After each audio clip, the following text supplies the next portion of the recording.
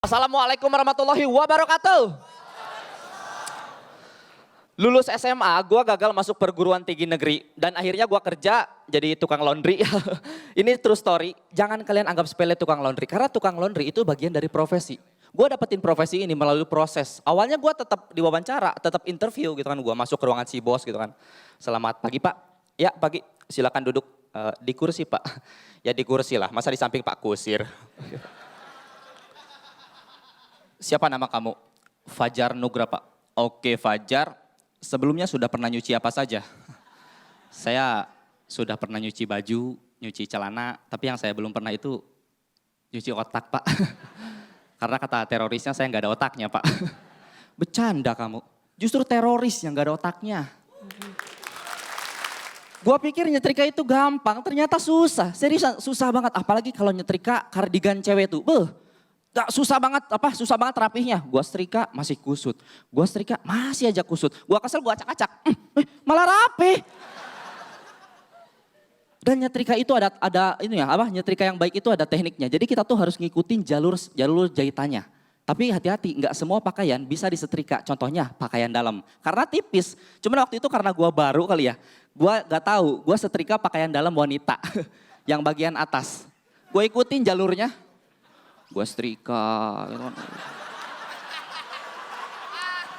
Pelan-pelan. Ikutin jalurnya gitu kan. Lo kok 3? Oh numpuk.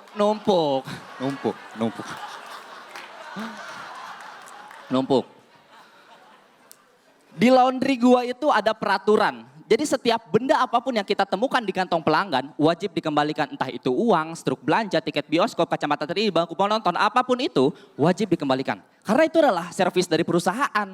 Ya cuman malah menimbulkan konflik. Gua pernah diinterogasi sama ibu-ibu pelanggan gara-gara gua nemuin struk karaoke di cuciannya. Itu kan cuciannya udah beres, gua kasih ini kan. Ibu ini cuciannya dan saya menemukan ini Bu, struk karaoke. Struk karaoke, di cucian yang mana ini? Di celana bahan yang hitam Bu. Itu kan celana suami saya. Karaokean di mana dia? Astagfirullahaladzim. Saya nggak tahu Bu. Jangan nutupin kamu. Karaokean sama siapa dia? Saya nggak tahu Bu. Jangan bohong kamu.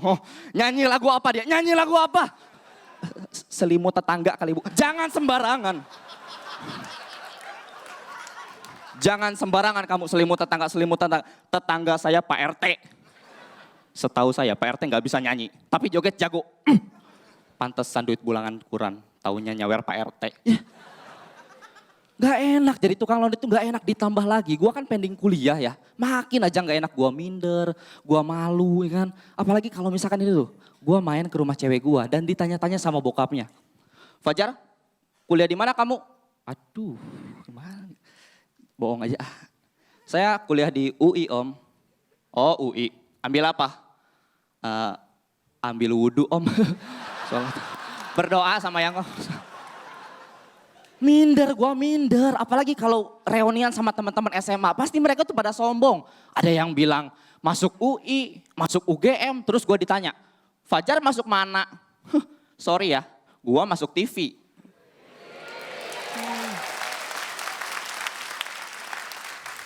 Oh, jadi belum dapat kampus. Gak penting kampus, yang penting Kompas. Sombong banget sih lu, sombong. Gak apa-apa sombong, yang penting inspirasi Indonesia. Gua Fajar, inspirasi Indonesia. Ya, oke. Assalamualaikum warahmatullahi wabarakatuh. Kriminalitas ya, bagi gua jambret itu adalah bentuk kriminalitas yang serius. Beda sama begal dan copet. Kalau begal nyari korbannya di tempat sepi. Copet di tempat rame tapi diem-diem. Yang ekstrim itu jambret. Udah di tempat rame terus terang-terangan. Butuh pede yang tinggi. Kalau misalkan lu mau jadi tukang jambret, lu harus rajin-rajin ikutan seminar motivasi. Biar pede. Dan jambret itu biasanya naik motor. Terus berdua. Satu yang nyetir, satu yang dibonceng. Terus pakai jaket kulit hitam gitu kan, pakai helm full face. Kalau mereka mau beraksi, pasti ada kode-kodenya, biar nggak ketahuan gitu. Yang belakang bilang gitu, Bray, kalau misalkan gua kasih kode ke lu gas yang kenceng ya. Kodenya apa Bray? Gua colek pantat lu. Jangan colek pantat lah. Ntar kalau enak gue minta nambah. Ya. Pokoknya persiapannya tuh jangan main-main lah. Gue kasih tahu, jambret yang pakai motor itu jelas harus punya motor. Dan motornya itu harus udah lunas.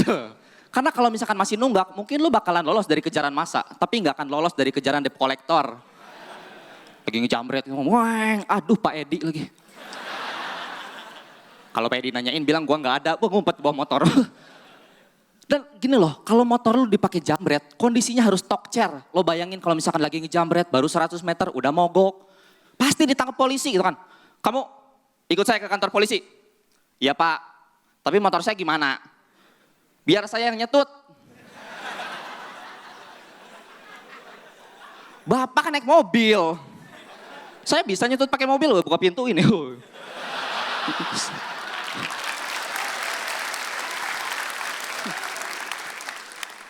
Kalian jangan maulah jadi jambret, karena pertama repot. Kedua, itu banyak tanggung jawabnya. Lu harus servis rutin, ganti oli, ganti oli samping, kampas rem, kampas kupling, karburator, macam-macam dan mahal. Mau jahat aja modalnya gede.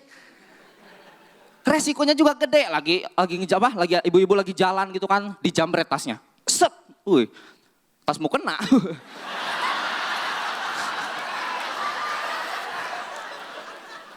Kasihan coy, kasihan. Kalau ditangkap sama polisi, paling diketawain. Jambret apa kamu? Mau kena Pak? Kena.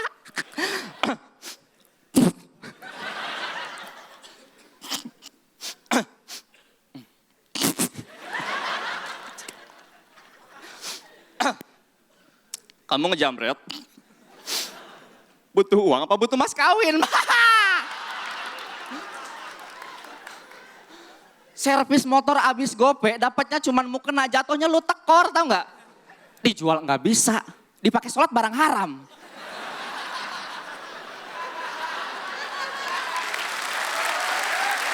Nggak enak emang jadi istrinya pelaku kriminalitas itu. Apalagi jadi istrinya koruptor tuh, pasti batin banget. Semua barang yang mereka miliki itu pasti barang haram. Termasuk kosmetiknya si istri itu, pasti haram semua. Bedak haram, lipstik haram, alis haram gitu kan. Jadi kalau misalkan ke salon ditanya sama mbak-mbaknya, Ibu, alisnya mau dibentuk apa? Bikinin logo halal Mbak.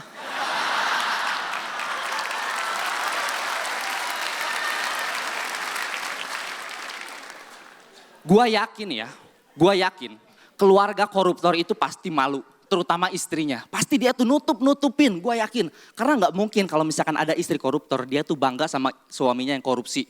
Pergi ke arisan gitu kan, ketemu sama ibu-ibu yang lainnya gitu kan. Jeng, suami aku tuh ya kalau korupsi gila-gilaan.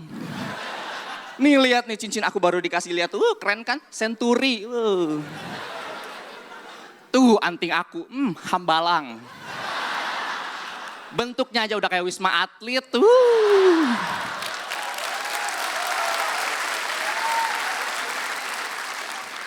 Dibalas sama ibu-ibu yang lainnya gitu kan. Jeng jangan dulu bangga deh Jeng. Lihat nih kalung aku gede kan, dana haji.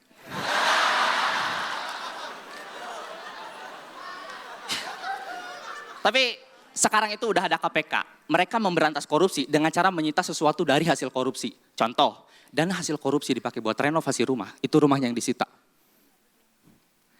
Dana hasil korupsi dipakai buat modif mobil, itu mobil yang disita. Tapi gimana ya kalau misalkan dana hasil korupsi dipakai buat operasi payudara? Apa yang mau disita? Nggak ada gambarnya Mas. Sekian nama gua Fajar.